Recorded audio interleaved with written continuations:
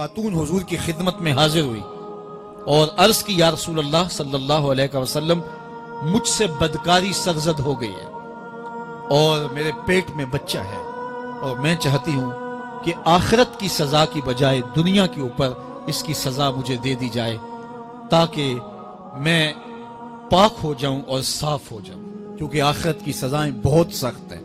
اللہ کے محبوب علیہ السلام نے جبریل امین سے ایک دن پوچھا تھا مجھے جہنم کے عذابوں کا ذکر سناؤ، تو عرض کی یا رسول اللہ صلی اللہ علیہ وسلم ہلکا ترین عذاب یہ ہے کہ جہنمی کے پاؤں میں آگ کے جوتے رکھے جائیں گے، باقی اس کے پورے بدن پہ آگ نہیں ہوگی، صرف آگ کے جوتے اس کو پہنائے جائیں گے، لیکن اس کی حدت، گرمی اور شدت اتنی ہوگی یغلی منہما دماغہ، اس کی شدت سے اس کا دماغ پگھل کر ناک اور کانوں کے ذریعے سے باہر آنا شروع ہو جائے گا۔ یہ سب سے ہلکے عذاب کی کیفیت ہے، اور جو عذاب سخت ہیں الیاذ باللہ، اللہ تعالیٰ قرآن مجید میں فرماتا ہے ثم لا يموت فیہا ولا یحیا، اس بڑے عذاب کا ذکر کیا جو جہنمیوں کو دیا جائے گا، فرمایا اس عذاب کی کیفیت یہ ہوگی بندہ نہ جیے گا نہ مرے گا۔ جیے گا اس لیے نہیں کہ آگے اور پیچھے دائیں اور بائیں آگ ہی آگ ہوگی، تو اس آگ میں جینا کو جینا تو نہیں ہوگا، اور مرے گا اس لیے نہیں کہ موت کو موت آ چکی ہوگی۔ تو وہ کتنا سخت عذاب ہوگا الیاذ باللہ کہ ہلکے ترین عذاب کی کیفیت یہ ہے کہ پاؤں میں آگ کا جوتا اور دماغ پگھل کے ناک اور کانوں کے راستے سے باہر آ جائے۔ تو اس نے عرض کی یا رسول اللہ صلی اللہ علیہ وسلم میرے اوپر حد جاری کر دیجئے، اور اس نے کہا کہ میرے پیٹ میں جو ہے وہ بچہ ہے۔ اللہ کے محبوب علیہ السلام نے فرمایا جاؤ جب بچہ پیدا ہو تو پھر آنا۔ وہ چلی گئی، تو جب بچہ پیدا ہوا تو گود میں اٹھائے پھر حضور کی خدمت میں حاضر ہوئے اور عرض کی یا رسول اللہ یہ ہے بچہ جو میں نے گناہ کیا تھا، بدکاری کی تھی، آج یہ اس کی نشانی ہے۔ تو اللہ کے محبوب علیہ السلام نے فرمایا کہ اسے لے جاؤ اور اسے دودھ پلاؤ، اور جب یہ کچھ کھانے پینے لگ جائے گا تو پھر آنا۔ کچھ دنوں کے بعد وہ دوبارہ حاضر ہوئی اور اس نے اس بچے کے ہاتھ میں روٹی کا ٹکڑا دیا ہوا تھا، اور عرض کی یا رسول اللہ دیکھ لیجئے اب یہ روٹی کھانے لگ گیا ہے۔ اللہ اکبر۔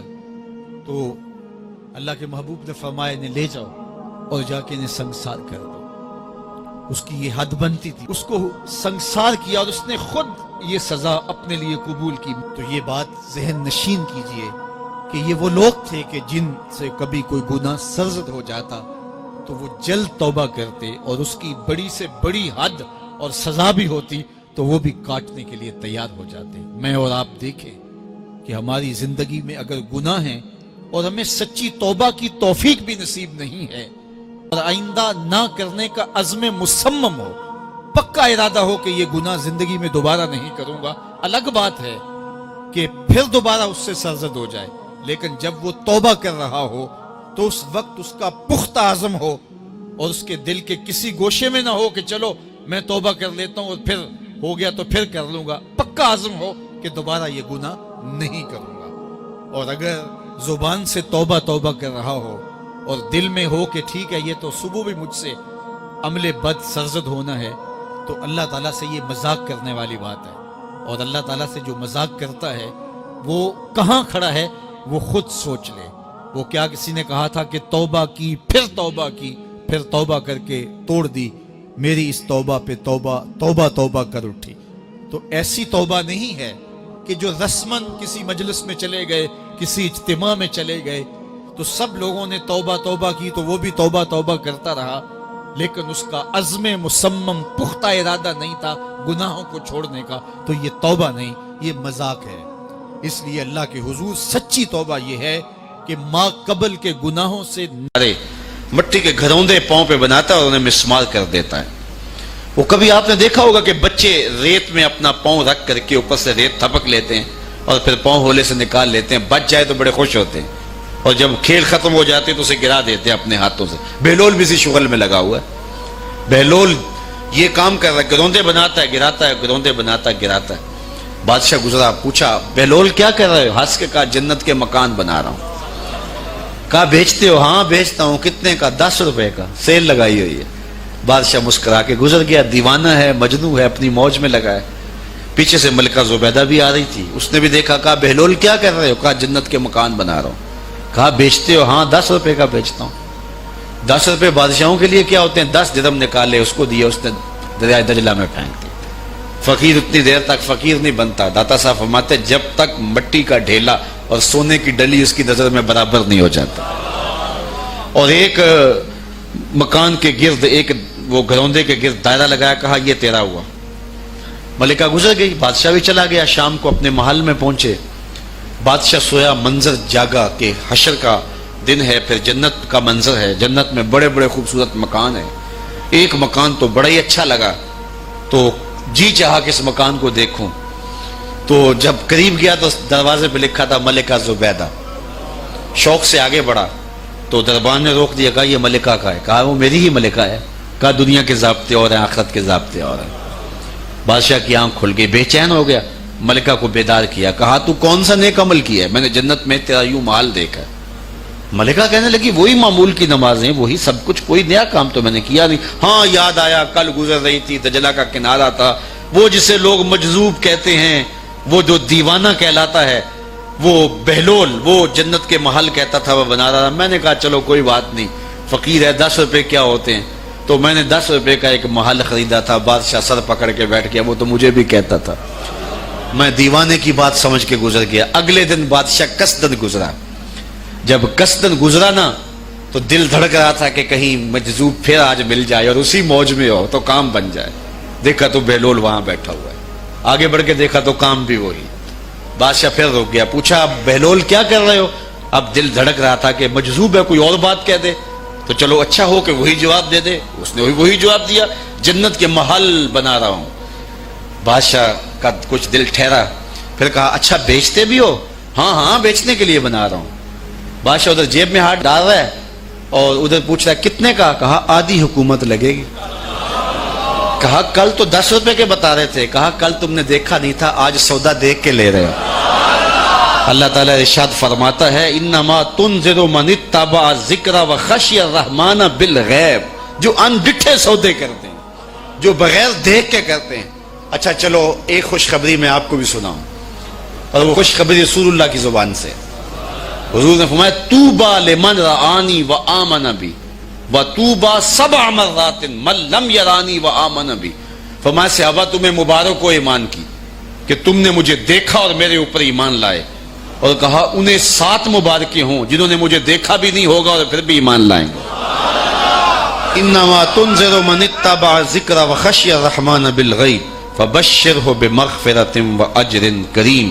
ان کو بشارت دے دیجئے بڑی عزت والے اجر کی اور خوشخبری بھی. تو جس اجر کو میرا رب بھی کریم کہہ رہا ہے وہ اجر کیسا ہوگا. تو یہاں تو لہجہ دم توڑتا ہے اور الفاظ ساتھ نہیں دیتے کہ اجر کریم کی کیا تعریف کریں جس اجر کو میرے رب ہے. لا فضل لعربی علی اعجمی.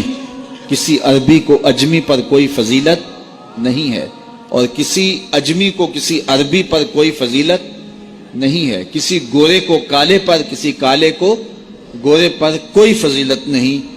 فضیلت کا معیار صرف تقوی ہے. ہمارے آج بھی ہندوانہ رسمیں ختم نہیں ہو رہی. دولت کی تقسیم پر، امیر غریب کی بنیاد پر اس معاشرے میں تقسیم موجود ہے. ہمارے دیہاتوں میں چودھری اور کمی کی بنیاد پر تقسیم موجود ہے. رعایا اور حکمرانوں کی بنیاد پر یہاں تقسیمیں موجود ہیں. لیکن میرے اور آپ کے آقا و مولا نے قیامت تک آنے والی انسانیت کے لیے جو منشور دیا وہ یہ تھا کسی عربی کو اجمی پر کوئی فضیلت نہیں، کسی اجمی کو عربی پر کوئی فضیلت نہیں، کسی گورے کو کالے پر کوئی فضیلت نہیں. چونکہ کالے رنگ بھی اللہ نے بنائے ہیں، گورے رنگ بھی اللہ نے بنائے. حکیم لقمان رنگ کے کالے تھے اور صورت اچھی نہیں تھی. تو کسی نے ان سے پوچھا کہ آپ اتنے بدصورت کیوں ہیں؟ تو حکیم لقمان نے کیا جواب دیا؟ کہا آپ شکل میں نقص نکال رہے ہیں یا شکل بنانے والے میں نقص نکال رہے ہیں؟ تو وہ خاموش ہو گیا. اللہ اکبر. تو یہ اللہ نے بنایا ہے نا, اس نے کانٹا بھی اس نے پیدا کیا ہے, پھول بھی اس نے پیدا کیا ہے, چہروں کی رنگت اس نے بنائی ہے, کسی میں کوئی رنگ بھر دیا, کسی نے کوئی رنگ بھر دیا. تو رنگوں کی بنیاد پر, نسب کی بنیاد پر کوئی افضل, کوئی اشرف, کوئی اعلیٰ, کوئی بد, یہ نہیں ہے, بلکہ معیار جو دیا گیا وہ کیا تھا؟ تقوی. ان اکرمکم عند اللہ اتقاکم, جو زیادہ متقی ہے اللہ کے نزدیک وہی معزز ہے, وہی معتبر ہے. پھر حضور علیہ الصلوۃ والسلام نے عورتوں کے بارے میں تاکید کی کہ وہ تمہاری زیر دست ہیں, ان کی ملک کچھ نہیں ہوتا اور کمزور ہیں, ان کے بارے اللہ سے ڈرنا. اور حضور نے ان کے ساتھ حسن سلوک کرنے کی وصیت کی. پھر غلاموں کے ساتھ حسن سلوک کرنے کا حضور نے درس دیا کہ جو خود کھاتے ہو وہ انہیں کھلاؤ, جو خود پیتے ہو انہیں پلاؤ, جو خود پہنتے ہو انہیں پہناؤ. بعض لوگ ملازم کو, ماتحت کو جو ہیں وہ ہلکے کپڑوں میں کسن رکھتے ہیں تاکہ پتہ چل جائے کہ یہ غلام ہے, یہ ملازم ہے اور ہم باس ہیں. حضور علیہ الصلوۃ والسلام نے ان 3 چیزوں کی تاکید کی. پھر حضور نے ہمسایوں کے حقوق کے حوالے سے بات کی, اور صحابہ فرماتے ہیں کہ اتنی بار حضور نے تاکید کی کہ ہمیں یہ گمان ہوا کہیں وراثت کے اندر حقدار نہ ٹھہرا دیا جائے. تو ہمسایوں کے حقوق کے حوالے سے حضور نے تاکید ارشاد فرمائی. پھر حضور نے 3 باتوں کی تاکید فرمائی. پہلی بات, عمل میں اخلاص پیدا کرو, چونکہ عمل کا خلوص ہی قبولیت کا سبب و ذریعہ ہے. اگر عمل میں خلوص نہیں تو کچھ بھی پلے نہیں ہے. دوسری بات, حاکموں کو وصیت کرنا, جو بادشاہ وقت ہوں, حاکم ہوں, ان کو خیر کی بات کہنا, ان کو بتانا, ان کا قبلہ درست کرنے کی کوشش کرنا, یہ ذمہ داری ہے قوم کے اوپر.